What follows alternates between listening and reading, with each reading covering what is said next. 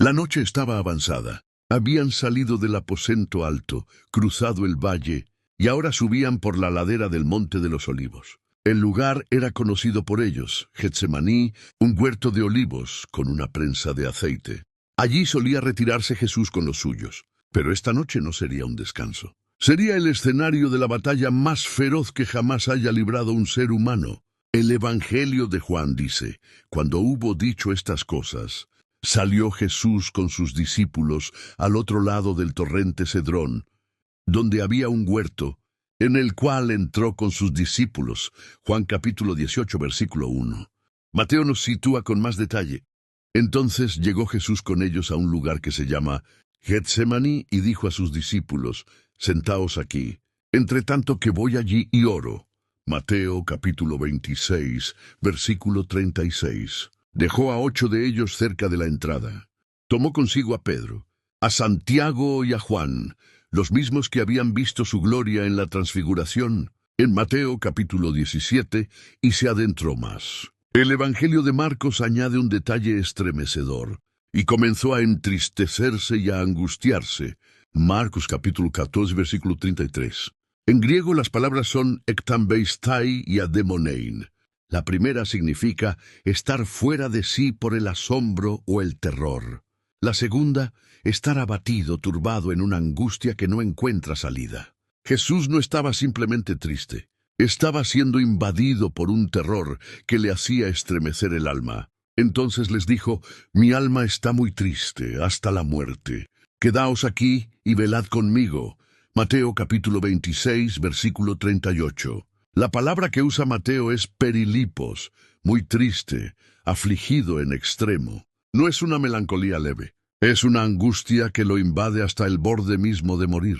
Jesús está diciendo: el peso que llevo dentro me está matando antes de llegar a la cruz. En ese momento el Hijo de Dios, el Verbo encarnado, experimenta una presión emocional y espiritual tan intensa que siente que su vida se desvanece. Yéndose un poco más adelante, se postró sobre su rostro, orando. Mateo capítulo 26, versículo 39. Lucas, el médico, añade un dato casi inimaginable: y estando en agonía, oraba más intensamente, y era su sudor como grandes gotas de sangre que caían hasta la tierra. Lucas capítulo 22, versículo 44. Agonía es la palabra griega agonia, que significa lucha, combate. No es pasividad, es un forcejeo interior. Los médicos han documentado la hematidrosis, un fenómeno en situaciones de estrés extremo, donde los capilares que rodean las glándulas sudoríparas se rompen y mezclan sangre con el sudor. Jesús está literalmente sudando sangre. Su cuerpo refleja lo que su alma está viviendo. Y en medio de esa lucha ora: Padre mío, si es posible, pase de mí esta copa, pero no sea como yo quiero, sino como tú. Mateo capítulo 26, versículo 39. Copa en griego es poterión. En el Antiguo Testamento, la copa era el símbolo del juicio de Dios. En el Salmo 75, en Isaías capítulo 51, en Jeremías capítulo 25, la copa representa la ira divina derramada sobre las naciones. Jesús no teme a los soldados romanos. Teme beber la copa de la ira del Padre contra el pecado. Pide que, si hay otro camino, no tenga que pasarla. Su humanidad se retuerce ante lo que significa cargar con el pecado del mundo y ser abandonado por el Padre, pero inmediatamente se somete. No sea como yo quiero, sino como tú. Entonces volvió a sus discípulos y los halló durmiendo. Mateo capítulo 26, versículo 40. Los 3 amigos más cercanos, los que habían visto su gloria, ahora duermen en medio de su agonía. Jesús no los condena. Les dice: ¿así que no habéis podido velar conmigo una hora? Velad y orad para que no entréis en tentación. El espíritu, a la verdad, está dispuesto, pero la carne es débil. Mateo capítulo 26, versículos 40 y 41. La escena es desoladora. El Hijo de Dios lucha por su vida en oración, mientras los que más lo aman duermen. No es un reproche amargo, es una constatación de la soledad que ya comenzaba a experimentar plenamente. Otra vez fue y oró por segunda vez, diciendo: Padre mío, si no puede pasar de mí esta copa sin que yo la beba, hágase tu voluntad. Mateo capítulo 26, versículo 42. La oración ha cambiado. Ya no dice si es posible, sino si no puede pasar de mí esta copa sin que yo la beba. Ha aceptado la inevitabilidad. Lucas registra el momento de consuelo. Se le apareció un ángel del cielo para fortalecerle.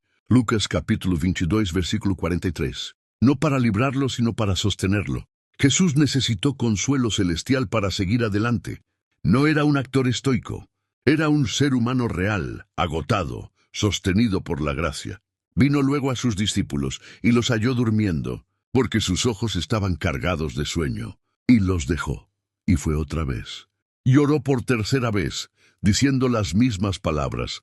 Mateo capítulo 26, versículos 43 y 44. Por tercera vez, la misma escena. La perseverancia en la oración es la única arma que Jesús usa. Cuando vuelve dice, dormid ya y descansad. He aquí ha llegado la hora, y el Hijo del Hombre es entregado en manos de pecadores. Levantaos, vamos. Mirad, se acerca el que me entrega. Mateo capítulo 26, versículos 45 y 46. Ya no hay más tiempo. La lucha ha terminado. Jesús se levanta, no para huir, sino para enfrentar lo que viene. Getsemaní nos muestra a un Jesús que ora con honestidad. No finge fortaleza. Pide que la copa pase, pero termina diciendo, hágase tu voluntad. ¿Cuántas veces nosotros enfrentamos nuestras propias copas? Enfermedad, pérdida, traición, fracaso, soledad. Y muchas veces oramos, si es posible que esto pase. Pero Jesús nos enseña que la oración no es para evitar el sufrimiento, sino para encontrar la fuerza para beber la copa que el Padre nos da, confiando en que Él está con nosotros. No os ha sobrevenido ninguna tentación que no sea humana, pero fiel es Dios, que no os dejará ser tentados más de lo que podéis resistir.